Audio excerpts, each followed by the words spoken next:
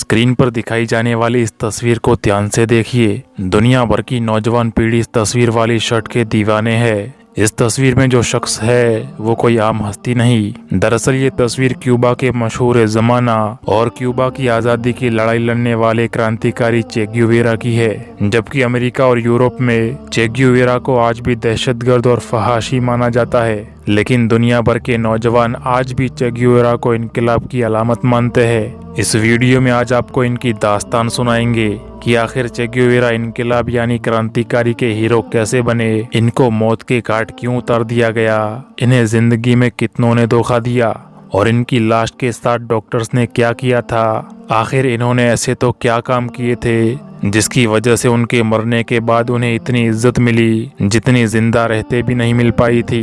14 जून 1928 को अर्जेंटीना के इलाके रोजारियो में ग्युवेरा घराने के अंदर एक बच्चे ने जन्म लिया, जिसके माँ बाप ने उसे अर्नेस्टो ग्युवेरा का नाम दिया। अर्नेस्टो अपने 5 भाई बहनों में से सबसे बड़े थे। अर्नेस्टो को बचपन से ही अस्थमा की बीमारी थी, इसलिए उनके माँ बाप ने उन्हें घर में ही तालीम देना शुरू कर दिया। लेकिन अर्नेस्टो घर की 4 दीवारियों में पड़े रहने के लिए नहीं बने थे। सबसे पहली बात जो नोट करने लायक है वो ये कि इनके फादर ने इनके बारे में ये बात फख्र से कही थी कि मुझे फख्र है, मेरे बेटे की रगों में आयरिश बागियों का खून बह रहा है, यानी मनमानी करने वाले लीडरों से लड़ने वालों का और आम आदमी के सामाजिक और राजकीय अधिकारों के लिए आवाज उठाने वालों का। अर्नेस्टो को गरीबों का मसीहा भी कहा जाता है। अर्नेस्टो का परिवार भी उन्हीं लोगों में से था जो आम आदमी के अधिकारों के लिए आवाज उठाते थे, और उस दौर की सरकार ऐसे लोगों को रेबेल्स यानी बागी करार देती थी। अर्नेस्टो को क्यूबाई राजनीति का एक बड़ा मोहरा भी माना जाता है। यहाँ तक कि उनके वालिद जब जवानी की उम्र में थे तब स्पेनिश सिविल वॉर के दरमियान वो रिपब्लिकन के सपोर्टर थे और बहुत सारे लोगों को आज़ादी की लड़ाई के लिए तैयार भी कर रहे थे। भले ही अर्नेस्टो यानी चे ग्युवेरा को अस्थमा की बीमारी थी और लोगों को ये लगता था कि ये जिंदगी में कुछ हासिल नहीं कर पाएगा, लेकिन अर्नेस्टो ने इन सारी बातों को गलत साबित कर दिया, क्योंकि वक्त के गुजरते ही वो एक बेहतरीन एथलीट के तौर पर सामने आए। उन्हें तैरना बहुत पसंद था, साथ ही साथ वो फुटबॉल, गोल्फ और निशानेबाजी करने का भी शौक रखते थे। अस्थमा होने के बावजूद वो साइकिल चलाने के भी माहिर थे और साइकिल चलाते हुए कभी भी थकते नहीं थे। शतरंज खेलना उन्हें बेहद ही ज्यादा पसंद था। एक और चीज ये कि वो रग्बी के बहुत ही खतरनाक खिलाड़ी थे। अपने देश की तरफ से नेशनल लेवल पर खेल भी चुके थे और रग्बी को अपने अंदाज से खेलने की वजह से उन्हें एक खास नाम भी दिया गया था। वो नाम था फ्यूसर, जिसमें फ्यू का मतलब फ्यूरियस यानी जुनूनी और सर उनकी माँ के नाम से लिया गया था, जिसका मतलब होता है एग्रेसिव यानी आक्रामक। अर्नेस्टो पेशे के लिहाज से एक डॉक्टर थे, लेकिन उनकी असल दिलचस्पी घर के अंदर मौजूद उनकी खानदानी लाइब्रेरी थी। ग्युवेरा लाइब्रेरी में 3000 से भी ज्यादा किताबें मौजूद थी। इसी लाइब्रेरी ने ही तो अर्नेस्टो को एक महान इंसान और पढ़ने में दिलचस्पी लेने वाला शख्स बना दिया। अर्नेस्टो लाइब्रेरी में घंटों तक पढ़ते रहते। वो शायरी की किताबों के भी शौकीन थे, लेकिन वो जदीद कम्युनिज्म के बानी कार्ल मार्क्स की किताबें बहुत पढ़ा करते थे और उनके विचारों से बहुत ही ज्यादा प्रभावित थे। जल्द ही कम्युनिज्म यानी साम्यवाद ने उनके दिलो दिमाग पर गलबा पा लिया। दोस्तों, ये वो दौर था जब दुनिया 2 वाज़ेह निज़ामों में बंट चुकी थी, जिसमें एक तरफ अमेरिका, ब्रिटेन और फ्रांस जैसे देश थे जो डिक्टेटर हुक्मरान थे, रंग भेद बहुत ही ज्यादा करते थे, अमीरों को आगे और गरीबों को हमेशा पीछे की तरफ धकेलते थे और दौलतमंद तबके के महफूजात का ख्याल रखते थे। जबकि दूसरी तरफ कम्युनिज्म यानी गरीबों की हिमायत का दावेदार निजाम, जिसमें रशिया और चीन जैसे देश शामिल थे। भारत और पाकिस्तान के साथ साथ दुनिया के कम तरक्की याफ्ता और गरीब देशों में नौजवान कम्युनिज्म के दीवाने थे।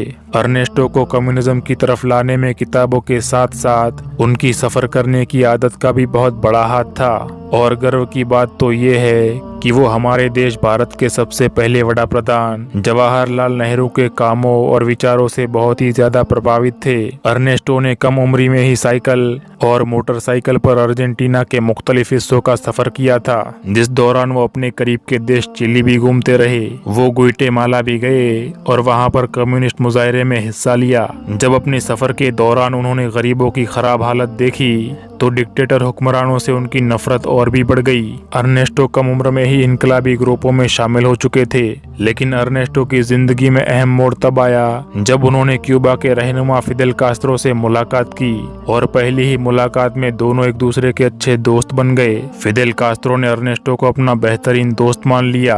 अब मुलाकात के बाद अर्नेस्टो ने क्यूबा की बटिस्टा सरकार को उखाड़ फेंकने के लिए फिदेल कास्त्रो से हाथ मिला लिया। अर्नेस्टो को दोस्त बनाने के बाद फिदेल कास्त्रो ने उन्हें चे का नाम दिया, जिसका मतलब हे यू होता है, और यूं अर्जेंटीना के अर्नेस्टो ग्यूवेरा क्यूबा के चे ग्यूवेरा बन गए। फिदेल कास्त्रो क्यूबा में इनकलाब लाना चाहते थे और उसके लिए उन्हें चे ग्यूवेरा से बेहतर साथी मिल ही नहीं सकता था। अब ये लोग क्यूबा की सरकार के खुले बागी बन चुके थे और क्यूबा की सरकार से बचने के लिए इन दोनों ने मेक्सिको में पनाह ले रखी थी, लेकिन कुछ ही वक्त में मेक्सिको की सरकार ने उन्हें गिरफ्तार करवा लिया। कुछ अरसा गुजरने के बाद जब फिदेल कास्त्रो को जेल से रिहा किया जाने लगा तो उन्होंने चे ग्यूवेरा के बगैर जेल से निकलने पर इनकार कर दिया। अब चे ग्यूवेरा ने ये कोशिश की कि फिदेल कास्त्रो जेल से निकलकर अकेले ही कम्युनिज्म की लड़ाई को आगे बढ़ाए रखे, लेकिन फिदेल कास्त्रो का जवाब था कि मैं तुम्हें यहाँ जेल में किसी भी कीमत पर अकेला नहीं छोड़ूंगा। उसके बाद कुछ ही दिनों में मेक्सिको ने दोनों को एक ही साथ रिहा कर दिया। इस हादसे से दोनों नौजवान क्रांतिकारियों की दोस्ती और भी ज्यादा गहरी हो गई। अब दोनों मेक्सिको से वापस क्यूबा आ गए। उन्होंने क्रांतिकारियों का एक लश्कर तैयार किया और उस लश्कर को जंगी बुनियाद पर लड़ना भी सिखा दिया, यानी अब उनके पास बागियों की एक खतरनाक फौज भी आ चुकी थी। दोस्तों, चे ग्यूवेरा गेरिला युद्ध पद्धति के एक माहिरीन कमांडर भी रह चुके थे, इसलिए उनकी तैयार की हुई फौज भी उतनी ही खतरनाक थी। साल 1958 में कास्त्रो और चे ग्यूवेरा की कमांडरी में हजारों फौजियों ने क्यूबा के अहम शहरों पर कब्जा करना शुरू कर दिया। 31 दिसंबर 1958 को चे ग्यूवेरा की कमांडरी में बागियों ने क्यूबा के एक अहम शहर सांता क्लारा पर पूरी तरह से कब्जा कर लिया। इस दौरान क्यूबा के प्रेसिडेंट बटिस्टा भी बड़ी मुश्किल से अपनी जान बचाते हुए चोरी छुपे फरार हो गए और इस तरह से क्यूबा पर कम्युनिज्म यानी साम्यवाद का परचम लहराने लगा। क्यूबा की क्रांति अपने दौर की बहुत बड़ी क्रांतियों में से एक थी, क्योंकि एक ऐसा देश जो अमेरिका के बहुत ही नजदीक था, वहां पर कम्युनिज्म का बोलबाला हो जाने की वजह से सारे मगरिबी यानी पूरबी देशों में खतरे की घंटियां बजने लगी थी। दोस्तों, मगरिबी यानी पूरबी देशों में अमेरिका, ब्रिटेन और फ्रांस जैसे कद्दावर देश शामिल है, लेकिन क्यूबा में क्रांति आने के साथ ही साथ अब फिदेल कास्त्रो और चे ग्यूवेरा की दोस्ती में पहली बार दरार भी पड़ गई। इसकी वजह ये मानी जाती है कि फिदेल कास्त्रो क्यूबा में हुई क्रांति की क्रेडिट खुद लेना चाहते थे। वो नहीं चाहते थे कि चे ग्यूवेरा उनसे आगे निकल जाए, इसलिए क्यूबा में क्रांति आते ही फिदेल कास्त्रो ने चे ग्यूवेरा को क्यूबा की राजधानी हवाना में दाखिल होने से ही मना कर दिया और खुद एक जीते हुए लीडर की हैसियत से हवाना शहर में दाखिल हो गए। क्यूबा की सरकार भी फिदेल कास्त्रो ने खुद ही संभाल ली, लेकिन वो अपने दोस्त चे ग्यूवेरा को उनके मेहनत और वफादारी का इनाम देना भी नहीं भूले। क्यूबा की आज़ादी के बाद फिदेल कास्त्रो ने चे ग्यूवेरा को क्यूबा की नागरिकता देकर सरकार का खजांची और सरकारी इंडस्ट्रीज का चेयरमैन भी बना दिया। अब चे ग्यूवेरा क्यूबा के एक सरकारी ओहदेदार और लीडर बन चुके थे। इतनी बड़ी हैसियत मिल जाने के बावजूद चे ग्यूवेरा ने अपने सफर को यहीं पर खत्म नहीं किया। वो कभी भी कोई बड़े ओहदे की लालच अपने दिल में नहीं रखते थे और ना ही उन्हें दौलतमंद बनने का कोई शौक था।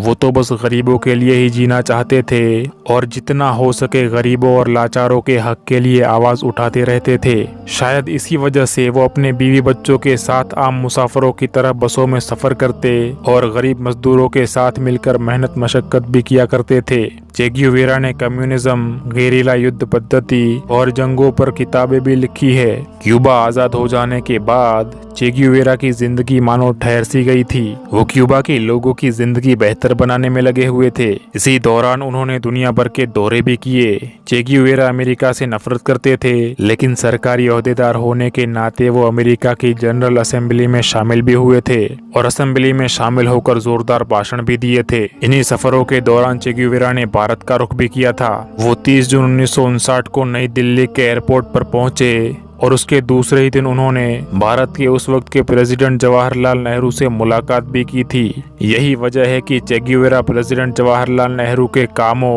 और उनके विचारों से बहुत ही ज्यादा प्रभावित हुए थे।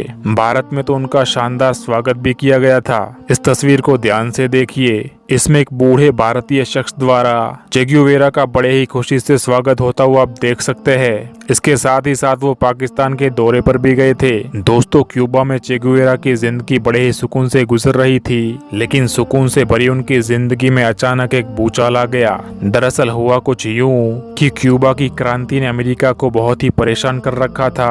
अमेरिका को यह डर सता रहा था कि कहीं सोवियत रूस यानी रशिया क्यूबा में अपने फौजी अड्डे कायम न कर ले। सो इसी वजह से अमेरिका की खुफिया एजेंसी CIA ने क्यूबा की क्रांति के विरोधियों को जंगी तालीम देकर और उन्हें उकसाकर क्यूबा पर ही हमला करवा दिया। हालांकि अमेरिका द्वारा करवाया गया ये हमला नाकाम रहा, लेकिन इसके बाद चे ग्युवेरा को अमेरिका से इतनी नफरत हो गई कि उन्होंने अपने बहुत ही करीबी देश रसिया से दरख्वास्त की कि वो अमेरिका पर परमाणु बम से हमला कर दे। चे ग्युवेरा ये बात खुलेआम कहते थे कि अमेरिकी शहर न्यूयॉर्क को सफेद हस्ती से ही मिटा देना चाहिए। लेकिन हैरत अंगेज बात तो ये है कि चे ग्युवेरा के कहने पर रशिया ने वाकई में अपने समंदरी जहाजों पर परमाणु बम लाद कर उन जहाजों को क्यूबा की तरफ रवाना कर दिए। लेकिन अमेरिकी समंदरी फौज ने इन जहाजों को रास्ते ही में रोक दिए। अमेरिका, क्यूबा और रशिया के साथ साथ पूरी दुनिया परमाणु जंग के खतरे में गिर चुकी थी। लेकिन आप ज्यादा परेशान मत होइए, अभी सिर्फ इतना जान लीजिए कि रशिया ने समझदारी से काम लेते हुए अपने समंदरी जहाजों को परमाणु बम के साथ वापस बुला लिए और यूं तीसरा वर्ल्ड वॉर होने से टल गया। अगर उस वक्त ये जंग हो जाती तो दुनिया में करोड़ों इंसान मारे जा सकते थे। सो रशिया का अपनी फौज को पीछे हटा लेना ये वाकई एक समझदारी भरा कदम था। लेकिन चे ग्युवेरा का क्रांतिकारी दिमाग इन मसलों को ना समझ सका। चे ग्युवेरा को ये लगा कि रशिया ने अमेरिका के दबाव में आकर और उससे डरकर दुनिया भर के मजदूरों और किसानों से गद्दारी की है। ऐसा लगता था कि चे ग्युवेरा के सामने वही मुकाम आ खड़ा था जो हर नजरियाती और ख्वाब देखने वाले इंसान की जिंदगी में कभी ना कभी तो जरूर आता है। और वो मुकाम ये था कि क्या अपने नजरियात और ख्वाबों के लिए दूसरों की जिंदगी और सब कुछ दाव पर लगा दिया जाए, या दूसरों के लिए अपने नजरियात को बदल लिया जाए और अपने ख्वाबों को कुर्बान कर दिया जाए। दोस्तों, आप लोग इसके बारे में क्या सोचते हैं? कमेंट करके अपनी राय जरूर बताएं। इसके बाद चे ग्युवेरा ने रशिया से मायूस होकर चीन से अपने ताल्लुकात बढ़ाना शुरू कर दिए। अब चीन भी रशिया की तरह कम्युनिस्ट तो था, लेकिन दुनियावी तौर पर ताकतवर बनने की होड़ में चीन और रशिया एक दूसरे के दुश्मन ही समझे जाते थे। अब चे ग्युवेरा के चीन से बढ़ते हुए मजबूत रिश्ते रशिया को बिल्कुल भी पसंद ना आए। सो रशिया ने चे ग्युवेरा के दोस्त फिदेल कास्त्रो को मजबूर किया कि वो अपने पुराने दोस्त चे ग्युवेरा से आंखें फेर ले और उसका साथ छोड़ दे। हैरत की बात तो ये है कि फिदेल कास्त्रो ने हूबहू ऐसा ही किया। फरवरी 1965 में चे ग्युवेरा ने अल्जीरिया में कॉन्फ्रेंस के दौरान रशिया पर बहुत तंज कसे और बहुत ही गुस्सा दिखाया, और इसी वजह से उनके दोस्त फिदेल कास्त्रो उनसे कन्नी कतरा कर दूर हो गए। जब चे ग्युवेरा वापस क्यूबा आए तो फिदेल कास्त्रो के इशारे पर ही उन्हें गिरफ्तार कर लिया गया और एक तफ्तीशी कस्टडी में ले जाया गया, जहां उनसे 40 घंटे से ज्यादा वक्त तक पूछताछ की गई। जब चे ग्युवेरा पूछताछ की कस्टडी से बाहर निकले तो उनका चेहरा बहुत ही मायूस और निडाल हो चुका था। अब चे ग्युवेरा को क्यूबा के सरकारी ओहदे से भी बरतरफ करके हटा दिया गया।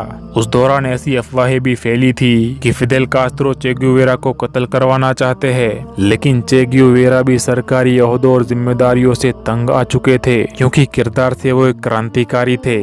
इसलिए एक ही जगह उनको चैन नहीं आता था। खासकर जब वो गरीबों और मजदूरों को तकलीफ में देखते तो वाकई में बेचैन हो जाते थे। सो उन्होंने भी क्यूबा के सरकारी पदों से इस्तीफा दे दिया और ऐलान किया कि वो नए मुआवजों और सफरों की तलाश में निकल रहे हैं। इसके बाद चे ग्युवेरा आज़ादी की लड़ाई लड़ने अफ्रीकी देश कोंगो चले गए, लेकिन कोंगो में आज़ादी की लड़ाई नाकाम हुई और चे ग्युवेरा वहां से भी नाकाम होकर वापस क्यूबा लौट आए।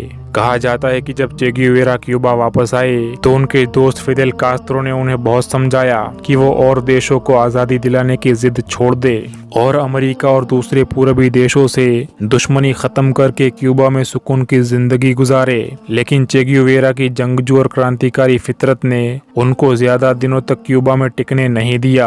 वो फिर क्यूबा से निकले और इस बार बोलीविया पहुंच गए, लेकिन बोलीविया में जो बागी आज़ादी के लिए लड़ रहे थे उन्होंने चे ग्युवेरा को अपना लीडर बनाने से इनकार कर दिया।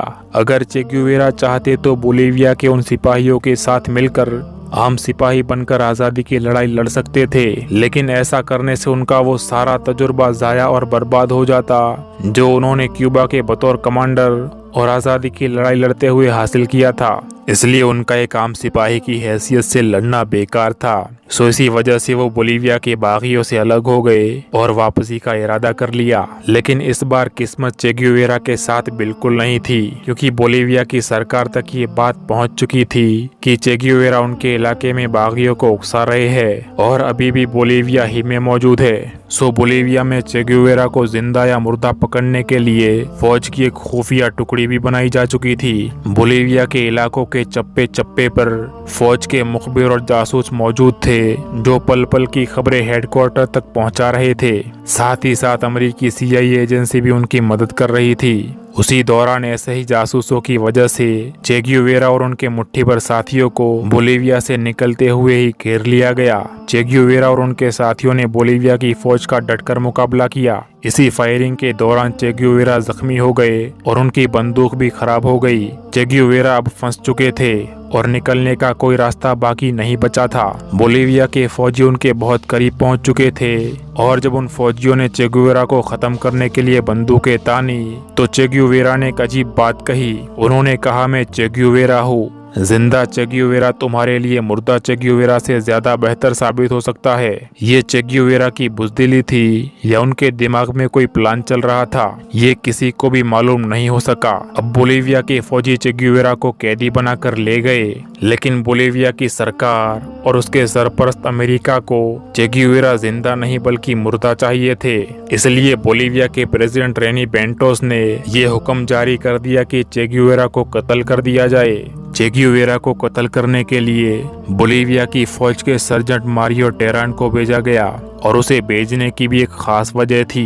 वो वजह थी हिसाब बराबर करने की, क्योंकि मारियो की फौजी टुकड़ी के कई साथी चे ग्युवेरा और उनके साथियों की गोलाबारी में मारे जा चुके थे। इसलिए वो अपने साथियों का बदला लेना चाहता था। ये दिन था 9 अक्टूबर और साल 1967 का। मारियो ने अपनी बंदूक चे ग्युवेरा पर तान दी। चे ग्युवेरा को मालूम हो गया कि उनका आखिरी वक्त अब आ चुका है और उन्होंने अपने कातिल मारियो को गुस्सा दिलाने की कोशिश की ताकि वो उन्हें जल्दी और तड़पाए बिना कत्ल कर दे। लेकिन मारियो ने चे ग्युवेरा पर ताक ताक कर निशाने लगाए। पहले उसने चे ग्युवेरा की टांगों पर, फिर हाथों पर और आखिर में सीने पर दिल को निशाना बनाया। चे ग्युवेरा के जो आखिरी अल्फाज अपने कातिल के लिए निकले थे वो ये थे कि गोली चलाओ बुज़दिलो, तुम सिर्फ एक इंसान को ही मार सकते हो। और यूं चे ग्युवेरा को तड़पा तड़पा कर मार दिया गया। ऐसा भी कहा जाता है कि इख्तिलाफ और दोस्ती में दरार होने के बाद भी फिदेल कास्त्रो अपने दोस्त चे ग्युवेरा को बचाने के लिए आखिरी वक्त तक हर मुमकिन कोशिश करते रहे थे, लेकिन आलमी साजिशों के सामने उनकी एक न चली। जबकि दूसरी तरफ कुछ लोगों का ये भी मानना है कि चे ग्युवेरा को बोलीविया में ही कत्ल करवाने के पीछे फिदेल कास्त्रो का ही हाथ था। हकीकत चाहे जो भी हो, लेकिन चे ग्युवेरा की मौत हो चुकी थी। उनकी गोलियों से छन्नी की हुई लाश एक हेलीकॉप्टर से लटकाकर करीबी गांव में लाई गई, जहां उनकी तस्वीरें और वीडियोस बनाए गए। फिर एक डॉक्टर ने चे ग्युवेरा के दोनों हाथ काट दिए और उनकी लाश को इज्तिमाई मुकाम पर शुमसान जगह पर दफन कर दिया गया। हो सकता था कि चे ग्युवेरा की लाश कभी भी ना मिलती, लेकिन उनकी मौत के 30 साल बाद बोलीविया में एक इज्तिमाई कब्र खोजी गई, जिसमें से एक ऐसा ढांचा मिला जिसके दोनों हाथ नहीं थे। फोरेंसिक रिसर्च में ये बात साबित हो गई कि ये लाश चे ग्युवेरा की ही है। लेकिन अब तो 30 साल गुजर चुके थे और हालात भी पूरी तरह से बदल चुके थे। इसलिए बोलीविया के आर्टिस्टों ने खास लकड़ी के ताबूत बनाए जिनमें चे ग्युवेरा के बचे हुए ढांचे को क्यूबा भेज दिया गया। फिदेल कास्त्रो ने अपने पुराने दोस्त को पूरे फौजी एहसास के साथ सांता क्लारा शहर में दफन किया। इसके बाद एक 22 फुट ऊंचा मुजस्मा यानी स्टैच्यू तैयार किया गया और पास ही में एक सफेद दीवार पर चे ग्युवेरा की जिंदगी के मुश्किल दौर और उनकी जिंदगी के कुछ हालात नक्श कर दिए गए। आज भी क्यूबा के स्कूल्स में रोजाना चे ग्युवेरा को खिराज अकीदत पेश की जाती है, यानी उनके नाम के गीत गाए जाते हैं। जबकि कुछ मगरिबी देशों में चे ग्युवेरा को दहशतगर्द या बागी के रूप में भी देखा जाता है। लेकिन ये बात भी सच है कि चे ग्युवेरा दुनियावी सतह पर बगावत और आज़ादी की लड़ाई के प्रतीक बन चुके थे और उनकी कम्युनिज्म यानी साम्यवादी सोच और निडरता की वजह से आज भी नौजवान पीढ़ी उन्हें अपना आइडियल और हीरो मानती है। दोस्तों, चे ग्युवेरा की जिंदगी से आपने क्या सीखा, ये कमेंट करके हमें जरूर बताएं, ताकि हम भी ये बात जान सके कि हमारे व्यूअर्स वीडियोस में कितनी दिलचस्पी दिखाते हैं। उनकी जिंदगी से पहली सीख तो हमें ये मिलती है कि कभी भी जिंदगी में हार नहीं माननी चाहिए। अपने अंदर मौजूद किसी भी कमी की वजह से हाथ पर हाथ धरकर और हार मानकर बैठ नहीं जाना चाहिए, बल्कि चे ग्युवेरा की तरह हमेशा कोशिश करते रहना चाहिए। इस बात से हमें बहुत कुछ सीखना चाहिए कि अस्थमा से पीड़ित होने के बावजूद वो एक एथलीट भी थे, साइकिल भी चलाते थे और मजदूरी भी करते थे, जो कि अस्थमा के आम मरीजों के लिए कर पाना बहुत मुश्किल है। लेकिन अगर इंसान सिर्फ अपनी सोच बदल ले और अपने सपनों को पूरा करने की ठान ले, तो फिर कुदरत की तरफ से दी गई कमियां भी आपकी खूबियां बन जाती है। एक और बात जो इनकी जिंदगी से हमें सीखनी चाहिए वो ये कि हमें गरीबों और मजदूरों का साथ कभी भी नहीं छोड़ना चाहिए। उम्मीद है आपको ये वीडियो पसंद आई होगी। अगर हाँ तो इसे लाइक कर दीजिए और अपने दोस्तों और रिश्तेदारों तक शेयर कर दीजिए। हो सकता है आपका शेयर किया हुआ एक वीडियो किसी की जिंदगी बदल के रख दे। अच्छा तो दोस्तों, आज की वीडियो यहीं पे खत्म होती है। मिलते हैं फिर किसी नए वीडियो में, तब तक के लिए अल्लाह की अमान में रहे। अस्सलाम वालेकुम।